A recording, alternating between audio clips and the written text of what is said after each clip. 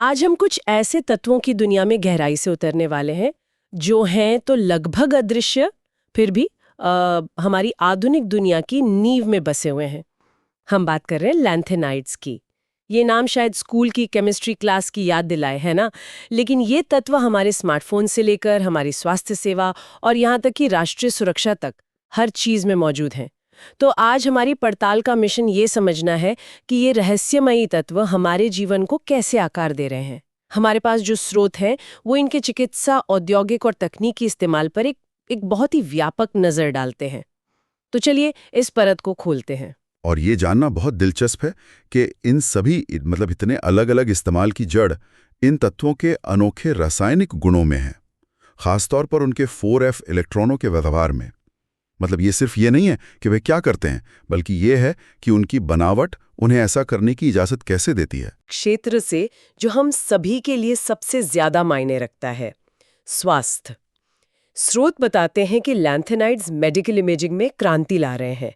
MRI scan के बारे में तो सबने सुना होगा, लेकिन इसमें गैडोलीनियम का क्या काम है? देखिए, गैडोलीनियम एक लैंथेनाइड है जिसमें बहुत शक्तिशाली पैरामैग्नेटिक गुण होते हैं। पैरामैग्नेटिक। हाँ, तो जब इसके कॉम्प्लेक्स को एमआरआई में कॉन्ट्रास्ट एजेंट के तौर पर इस्तेमाल किया जाता है, जिन्हें जीबीसीएस कहते हैं, तो ये सिग्नल को बहुत ज़्यादा बढ़ा देता है, जिससे डॉक्टरों को एकदम साफ तस्वीरें मिलती हैं। अच्छा, मतलब तस्वीरें और ज्यादा क्लियर हो जाती हैं। बहुत ज़्यादा। इससे ट्यूमर, कैंसर, सूजन और भी कई न्यूरोलॉजिक या वैस्कुलर बीमारियां, इनका पता लगाना और इनका विश्लेषण करना बहुत आसान हो जाता है। जैसे गैडोब्यूट्रोल और गैडोट्रेट मेग्लोमाइन, ये कुछ एजेंट्स हैं। तो ये सिर्फ शरीर के अंदर देखने में ही मदद नहीं करते, बल्कि क्या कैंसर के इलाज में भी इनकी कोई भूमिका है? स्रोत में रेडियोलैंथेनाइड्स का जिक्र है, जो सुनने में ही काफी भविष्यवादी लगता है। बिल्कुल। ये रेडियो आइसोटोप ऐसे भौतिक गुण देते हैं, जैसे हाफ लाइफ और बीटा एनर्जी, जिन्हें किसी खास ट्यूमर के जैविक गुणों से मैच करने के लिए चुना जा सकता है। और क्योंकि उनकी केमिस्ट्री एक जैसी होती है, उन्हें डोटा जैसे एक ही चिलेट का उपयोग करके बायोमॉलिक्यूल से जोड़ा जा सकता है। एक मिनट, चिलेट? ये क्या होता है? आप इसे एक तरह का रासायनिक पंजा या क्लॉ समझ सकते हैं। ये रेडियो लैंथेनाइड को कसकर पकड़ लेता है और उसे सिर्फ कैंसर सेल तक ले जाता है। वाह! ये एक तरह से अलग अलग कैंसर के लिए खास तौर पर तैयार किया गया रासायनिक हथियार बनाने जैसा है। और ये यहीं खत्म नहीं होता।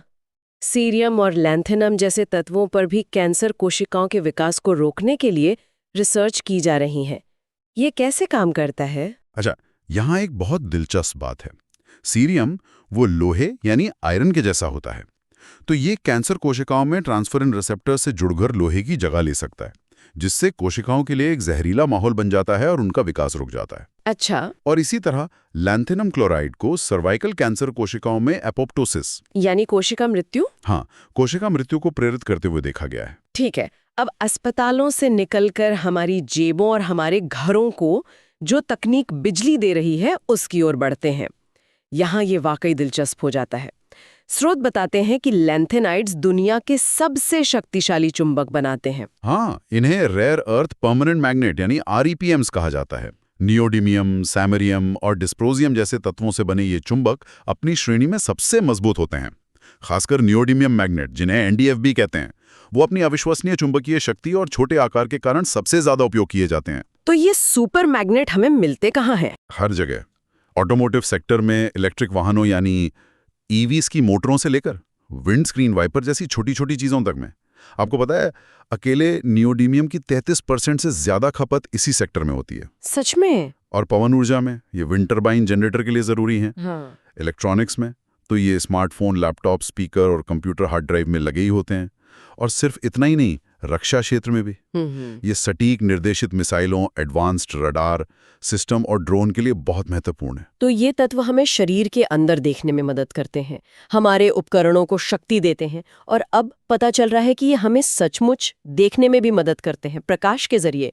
ये फॉस्फोर क्या है? का उपयोग ल्यूमिनेसेंट यानी चमकने वाली सामग्रियों में सक्रिय आयनों के रूप में किया जाता है।